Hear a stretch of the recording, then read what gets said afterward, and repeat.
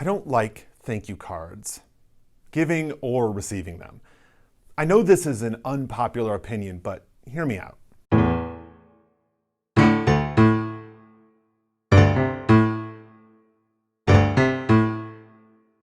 Jacques Derrida had this idea he called the gift. Now, we might think of it like this. Imagine you see the perfect something for your friend. You buy it, wrap it, and take it to their house. You knock, they answer, and you hand it over. What happens next? In most cases, the person says, "Oh, thank you, you shouldn't have," often truly trying not to accept this unsolicited gift. But you insist. Later, after you've gone, the person feels so funny about accepting this nice gift that they feel obligated to do something nice for you. Obligation destroys the beauty of the gift. This is the central drama of the gift. We don't expect to receive stuff for free. There've got to be strings attached because we often don't give things for free. We like to attach strings. So those strings might be a thank you or a thank you card or a reciprocal gift, which means we aren't really gifting. We're bartering, offering something in exchange for a payment of a thank you. We think of this as simply being polite, but it is often a social transaction.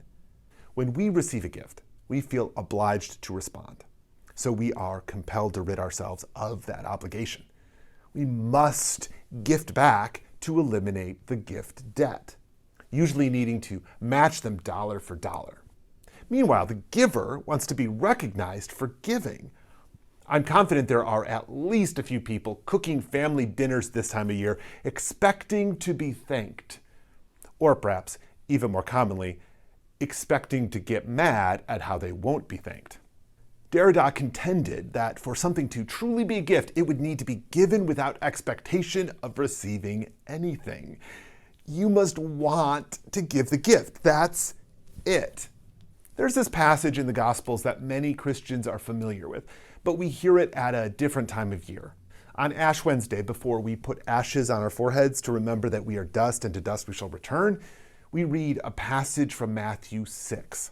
Now, it says that we should give alms in secret so that we aren't recognized for our generosity.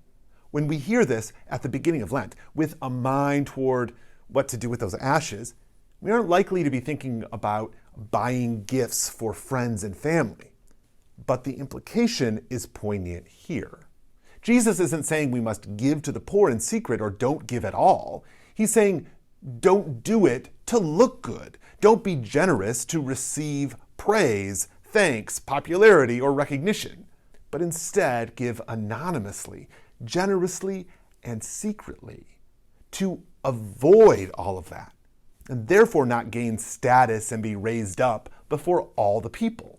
In other words, we ought to give gifts for the sake of giving gifts, and we should receive gifts with the gratitude that someone was so generous with us. And all of this expectation of recognition is all ego stuff that gets us into trouble.